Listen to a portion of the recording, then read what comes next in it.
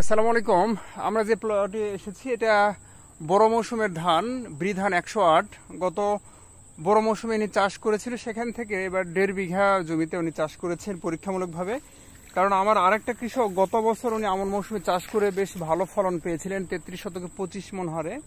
তবে একবারের ফলাফল দিয়ে প্রতি এলাকাতে একই রেজাল্ট পাওয়া সম্ভব না, তাই এইবারও পরীক্ষামূলকভাবে 3টি কৃষকের কাছে আমরা এই আমন মৌসুমে এই বৃধান 108 বড় মৌসুমের ধান আমরা পরীক্ষামূলক চাষ করেছি। মোটামুটি এটা 1 মাস বয়সের ধান, আপনারা দেখছেন ভিডিওতে। মোটামুটি 20 থেকে 25টি করে কুশি আছে এবং সব মিলে ওভারঅল ভালো আছে। আগামীতে এবং এই মৌসুম শেষে এটার টোটাল ফিডব্যাক আপনাদেরকে জানানো হবে। যদি ভালো ফলাফল পাওয়া যায় তাহলে আগামীতে এই ধান বড় মৌসুম এবং আমন মৌসুম উভয় মৌসুমে চাষ করা সম্ভব হবে।